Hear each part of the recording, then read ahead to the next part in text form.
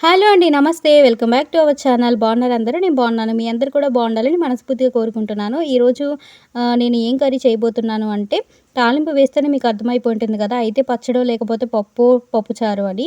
ఈరోజు నేను పప్పే చేస్తున్నాను. అది కూడా టమాటా వేసి అలాగే ఇంకొక ఇంగ్రీడియెంట్ కూడా యాడ్ చేస్తున్నాను. అదేంటి అంటే చూసేయండి మీరే. పప్పునైతే మంచిగా వాష్ చేసుకున్నాను. అందులోకి టమాటాలు, అలాగే మామిడికాయ ముక్కలు, పచ్చిమిర్చి వేసేసి కొంచెం వాటర్ పోసి కుక్కర్ పెట్టేసుకుంటానండి.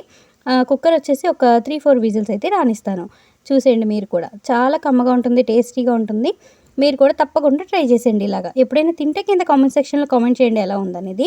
సో, నేనైతే అడ్జస్ట్‌మెంట్ చేసుకొని వేసుకున్నాను టమాటాలు, అలాగే ఈ యొక్క మామిడికాయ ముక్కలు. సో, ఇప్పుడు విజిల్స్ అయిపోయిన తర్వాత ఇందులోకి ఉప్పుని, పసుపుని, కారాన్ని కూడా యాడ్ చేసేసుకొని మంచిగా మెతిపేసుకోవాలి. సో, చూసారు కదా! నేనైతే అన్నీ యాడ్ చేసుకున్నాను. ఇప్పుడు ఒకసారి మెతిపేసుకుంటాను మెత్తగా. నాకైతే ఇలాగే ఇష్టమండి. మొత్తం అంటే పలుకుగా కంటే కూడా నేను మొత్తంగా స్మాష్ చేసేస్తేనే నాకిష్టం అనమాట. సో, చూసారు కదా! ఇప్పుడు ఇందులో కొంచెం వాటర్ పోసాననమాట. అంతేనండి. ఇప్పుడు దగ్గరికి అయిపోయిన తర్వాత తాలింపు వేసేసుకుంటమే. చాలా టేస్టీగా ఉంటదండి. ఇంకొంచెం చల్లారాక ఇంకా దగ్గరికి అయిపోద్దనమాట.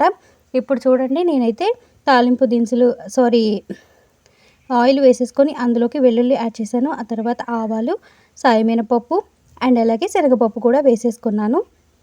ఆ తర్వాత ఎండుమిర్చిని, జీలకర్రని అండ్ నెక్స్ట్ వచ్చేసి కర్రీ లీవ్స్‌ని వేసేసుకొని తాలింపులోకి మనం తయారు చేసుకున్న మామిడికాయ పప్పుని వేసేసుకుంటే అంతేనండి. కమ్మగా ఉండే మామిడికాయ పప్పు అయితే రెడీ అయిపోద్ది. సో, మీకు కూడా నచ్చితే తప్పకుండా లైక్ చేయండి, షేర్ చేయండి, సబ్స్క్రైబ్ చేసుకోండి. మరొక వీడియోతో మళ్ళీ కలుద్దాం. Bye friends.